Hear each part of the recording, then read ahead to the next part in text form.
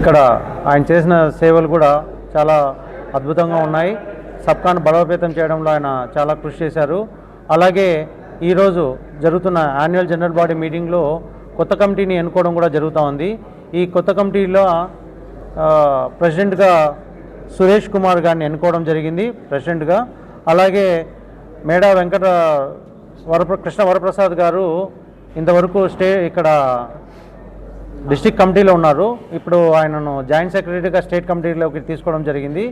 అలాగే ధర్మాజీ ఇంతకుముందుకు పూర్వపు ప్రెసిడెంట్గా ఉన్న ధర్మాజీ గారిని మనము హానరీ ప్రెసిడెంట్గా కూడా తీసుకోవడం జరుగుతూ ఉంది. అలాగే ముత్యాల శ్రీనివాస్ గారిని అడ్వైజర్గా తీసుకోవడం జరిగింది.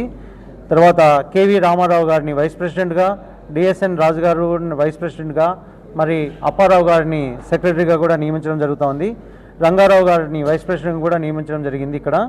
అలాగే పులి రాంబాబు గారిని ట్రెజరర్గా కూడా నియామకం చేయాలని ఈ కమిటీ తీర్మానం చేయడం జరిగింది. మిగిలిన వారిని మా సెక్రటరీ గారు ఎక్స్ అఫిషియల్ మెంబర్స్ని వాళ్ళందరినీ కూడా తను తెలియపరుస్తారు. ఇక్కడ ముఖ్యంగా చెప్పడం ఏమంటే సబ్కా అంటేనే అందరిది అన్నమాట. రాష్ట్రంలో చిన్న దిగువ మధ్యతరగతి కాంట్రాక్టర్లకు అందరికీ ఏ సమస్యలు వచ్చినా కూడా మేమున్నామంటూ ముందుకొచ్చే సంస్థనే మా సబ్కా అన్నమాట. సబ్కా అంటే state of Andhra Pradesh building contractors association. So వీటి ద్వారా మేము చిన్న దిగువ తరగతి ఎంఎస్ఎంఈ కాంట్రాక్టర్లకు చాలా సేవ చేయడం జరుగుతూ ఉంది. రాష్ట్రంలో ఏ చిన్న కాంట్రాక్టర్కి ఎటువంటి ఇబ్బంది వచ్చినా కూడా మేము ముందుండి వాళ్ళ ఇబ్బందులను మేము సరైన టైంలో మంత్రులకు కావచ్చు, ఉన్నతాధికారుల దృష్టికి తీసుకొని వెళ్ళి వాళ్ళ సమస్యలను సాధ్యమైనంత వరకు అతి త్వరగా తీర్చడానికి ప్రయత్నం చేస్తున్న సంస్థ అండి సబ్కా. అలాగే రీసెంట్గా పోయిన నెలలో అంటే మార్చి మంత్లో ఉగాది రంజాన్ వచ్చింది ఒకటేసారి. అప్పుడు రాష్ట్రంలో ఎన్నో ఏళ్ళ నుంచి పెండింగ్ ఉన్న మున్సిపల్ కాంట్రాక్టర్లకు అందరికీ కూడా ఆ రోజు 15th ఫైనాన్స్ కమిషన్ ద్వారా వాళ్ళందరికీ కూడా నిధులు విడుదల చేసి ఆ రోజు ఉగాది రంజాన్ దాదాపు 2500 కోట్లు ప్రభుత్వము రిలీజ్ చేసి కాంట్రాక్టర్ల ముఖాల్లో ఆనందం నింపిందని కూడా ఈ సందర్భంగా తెలియజేసుకుంటున్నాను. అలాగే ఆ తర్వాత జేజేఎం కాంట్రాక్టర్లకు కూడా రావాల్సిన పేమెంట్ ఉండింది. వాళ్ళకు అన్ఫార్చునేట్గా ఆ రోజు నిధుల కొంచెం సరైన సమయంలో లభించకపోవడం వలన వారికి ఈ మంత్లో వాళ్ళకి మరి ఇందాకే జీవో కూడా ఒకటి రావడం జరిగింది. కాబట్టి జేజేఎం కాంట్రాక్టర్లు కూడా ఈ మంత్లో పేమెంట్ జరుగుతాయని కూడా ఆశిస్తున్నాము. అలాగే ఇంకా స్టేట్లో ఈ ప్రభుత్వం కూటమి ప్రభుత్వం వచ్చిన తర్వాత చాలా వరకు చిన్న కాంట్రాక్టర్లకు అందరికీ కూడా పేమెంట్లు రెగ్యులర్గా నెలకు 1-2 నెలలకు ఒకసారి అలా జరుగుతూ ఉన్నది. కాబట్టి మా సబ్కా తరఫున కూటమి ప్రభుత్వానికి కూడా మేము ధన్యవాదాలు తెలియజేసుకుంటున్నాము. సో ఫ్యూచర్లో కూడా మీరు ఎంఎస్ఎంఈ కాంట్రాక్టర్లు అంటే మా చిన్న దిగువ తరగతి మధ్య కాంట్రాక్టర్లందరికీ కూడా మీరు రెగ్యులర్గా అట్లీస్ట్ 2 నెలలకు ఒకసారైనా వాళ్ళకి పేమెంట్ చేసి రాష్ట్ర అభివృద్ధిలో మమ్మల్ని కూడా భాగస్వాములు చేస్తారని, అలాగే ఇప్పుడు మీ ప్రభుత్వం ముఖ్య ఉద్దేశమైనటువంటి సంక్షేమము అభివృద్ధి అనేది 2 కళ్ళుగా మీరు ముందుకు తీసుకెళ్తున్న సందర్భంలో మీరు చెప్తున్న అభివృద్ధిలో మా కాంట్రాక్టర్లందరూ కూడా మేము భాగస్వాములం కాబట్టి మా కాంట్రాక్టర్లకు చేసిన పేమెంట్లకు పెండింగ్ బిల్లు అన్నిటి కూడా ఇమీడియట్గా అట్లీస్ట్ 2-3 మంత్స్కి ఒకసారి పేమెంట్ చేసి రాష్ట్ర అభివృద్ధిలో మమ్మల్ని కూడా కార్యోన్ముఖులుగా చేయాలని మరొకసారి కూటమి ప్రభుత్వాన్ని విజ్ఞప్తి చేస్తూ సెలవు తీసుకుంటాను. Thank you very much.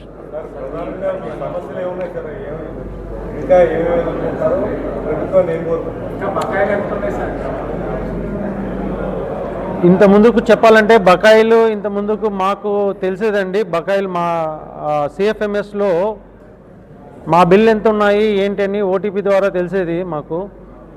అది ఇప్పుడు జనరల్గా తెలియట్లేదండి. అందువలన బకాయిలు ఎంత ఉన్నది అనేది మనకు కరెక్ట్ అవగాహన రావట్లేదు. బట్ అప్రాక్సిమేట్గా దాదాపు 8,000 నుంచి 8,000 కోట్ల వరకు బకాయిలు ఉన్నట్టు తెలుస్తూ ఉంది. మేము ఎదుర్కొంటున్న సమస్యలు ఏమంటే కరోనా టైంలో మాకు కాంట్రాక్టర్లకు అందరికీ కూడా ఎక్స్పీరియన్స్ అనేది ల్యాప్స్ అయిపోయింది. వాటిని సబ్కా కృషి వలన అవన్నీ కూడా మాకు 10 ఏళ్ళ ఎక్స్పీరియన్స్ అనుభవాన్ని కూడా పరిగణలోకి తీసుకోవడం జరిగింది.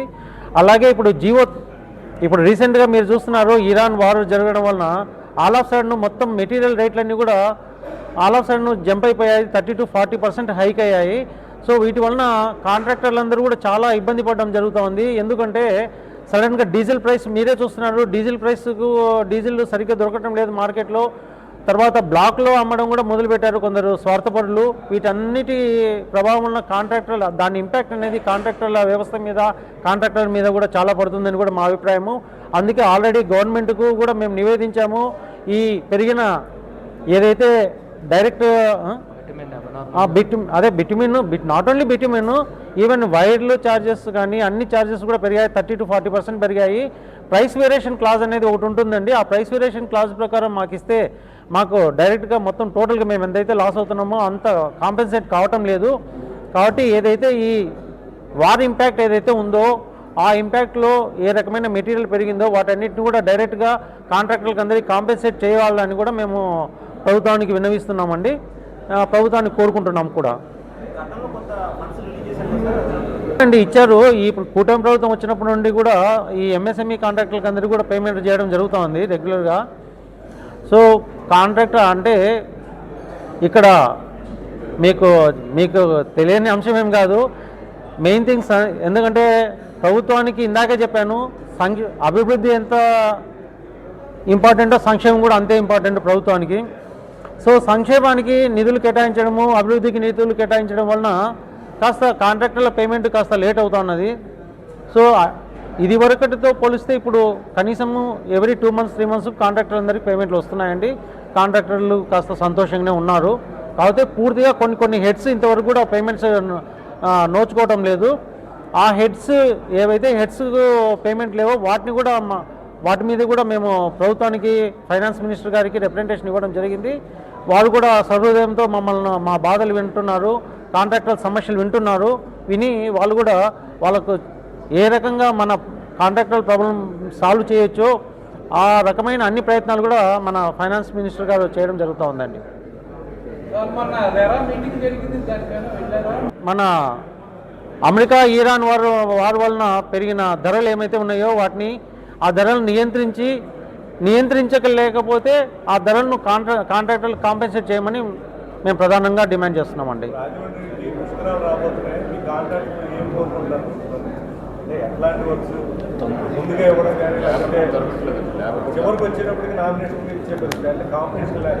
ఓకే,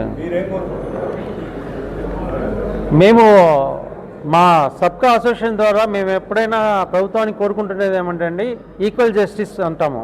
మా సబ్కాకు ఒక కులం లేదు, మతం లేదు. ఈ అందరి కాంట్రాక్టర్లకు అందరికీ సంబంధించిన సంస్థనే సబ్కా. సో మేము ప్రభుత్వానికి విన్నవించేది ఏంటంటే, మీరు పుష్కరాలు వచ్చినప్పుడు చివరి నిమిషం వరకు మీరు వెయిట్ చేసి ఆ రోజు హడావుడిగా పనిచేసి ఆ నాణ్యత లోపాలు అన్నీ జరుగుతాయి హడావుడి వర్కుల వలన. కాబట్టి వాటిని ఒక ప్లానింగ్ ప్రకారము ముందే మీరు చేసి సరైన కాంట్రాక్టర్లకు అప్పగిస్తే మేము వాటిని నాణ్యతతో పనిచేసి మీకు ఒక నాణ్యమైన వర్క్ను మీకు మా రాజమండ్రి కాంట్రాక్టర్స్ తరఫున మీకు అందివ్వగలమని మేము మరొకసారి ప్రభుత్వానికి తెలియజేస్తున్నామండి. Thank you.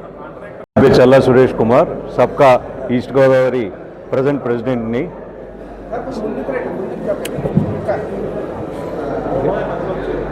ఇవాళ సబ్కా బాడీకి సంబంధించి సబ్కా ఒక ఎజెండా గురించి తమరికి బ్రీఫ్గా చెప్పగలిసింది ఏమంటే, కాంట్రాక్టర్ అనేవాడు ఇప్పుడు ఏ సమస్య వచ్చినా ఆ సమస్యని సబ్కా ద్వారా నిర్వర్తించడానికి, ఆ సమస్యకు ఉన్న పరిష్కారాన్ని సబ్కా ద్వారా పరిష్కరించడానికి సబ్కా ఎప్పుడు ముందుంటుందండి. మేము గవర్నమెంట్ నుంచి నివేదించడానికి మా ప్రెసిడెంట్ గారు చెప్పినట్టు పని నాణ్యతగా చేయాలంటే టెండర్లు త్వరగా పిలాలి. ఆ టెండర్లు త్వరగా పిలిచి టెండర్ల తాలూకా డబ్బులు కూడా త్వరగా రిలీజ్ చేయాలని మేము కోరుకుంటూ ఉంటాం. పాత గవర్నమెంట్లో జరిగిన బకాయిలు మ్యాక్సిమం అన్నీ తీరిపోయినాయి. కొత్త గవర్నమెంట్లో జరిగిన పనులు జరుగుతూ ఉన్నాయి. జరిగిన పనికి బిల్లు చెల్లిస్తే ఆ చెల్లింపుల ద్వారా మిగతా పనులు కూడా ముందుకు జరగాల్సిందిగా కోరుకుంటున్నామండి. కాంట్రాక్టర్ అనేవాడు ముందుకు జరిగితేనే ఇన్ఫ్రాస్ట్రక్చర్ అనేది బిల్డ్ అవుతుందండి. ఇన్ఫ్రాస్ట్రక్చర్ నిమిత్తం 265 ఇండస్ట్రీలు ఉన్నాయి ఆంధ్రప్రదేశ్లో. మేము ఖర్చు పెట్టే ప్రతి ఒక్క రూపాయి కింద స్థాయి వరకు చేరుకుంటూ ఉంటుంది. కాంట్రాక్టర్ అంటే ఆ రెండు కోట్లు కాంట్రాక్టర్ 2 కోట్లు ఇంట్లో ఖర్చు పెట్టలేడు సార్. ముందు బయట ఖర్చు పెట్టింది అయితే లాభాన్ని మాత్రమే ఇంట్లో ఖర్చు పెడతాడు సార్. మీరు ఇచ్చే ప్రతి రూపాయి ఈ సమాజంలోకి వెళ్తుంది. ఆ సమాజంలో సమానంగా వెళ్ళాలంటే ముందు మా చిన్న కాంట్రాక్టర్లు అందరికీ పేమెంట్లు క్రమబద్ధీకరంగా ఇవ్వాల్సిందిగా ఇవి ద్వారా తెలియజేసుకుంటున్నాం. కాంట్రాక్టర్ల దగ్గర మనం ముందు ఒకటి నిర్ణయించుకోవాల్సిందండి, ఇవాళ మన దగ్గర 10 రూపాయలు ఉందంటే అండి, గవర్నమెంట్ కాంట్రాక్ట్ చేసి ఏ కాంట్రాక్టర్ అయినా 5 రూపాయలే చేయాలి. ఎందుకంటే గవర్నమెంట్లో ఉన్న సమస్య ఏంటంటే ఒక సంతకంతో పేమెంట్ రాదు. కొన్ని వ్యవస్థగా తిరుగుతూ ఉంటుంది. అయితే వస్తుందనే ఉద్దేశంతో ఎన్నో కాంట్రాక్టులు చేసి రాలేనప్పుడు ఒత్తిడితో కొన్ని సందర్భాల్లో ఇలాంటి దురదృష్టకరమైన ఘటనలు జరిగినాయి. కానీ ఇప్పుడు ఉన్న కాంట్రాక్టులు అందరూ చాలా తెలివిగా ఉన్న స్థాయిలోనే చేసుకుంటూ ముందుకు వెళ్తున్నారండి. ఇంకా ఆ పోరాటం అంటారా, దానికి యూజువల్గా ఆ చనిపోయిన వ్యక్తులందరూ ఆల్రెడీ కోర్టులో కేసులు దాఖలా చేశారు. దాని మీద నిర్ణయం కోర్టులో ఉంది కాబట్టి మనం మాట్లాడకూడదండి. सबका साथ सबका विकास, जय सबका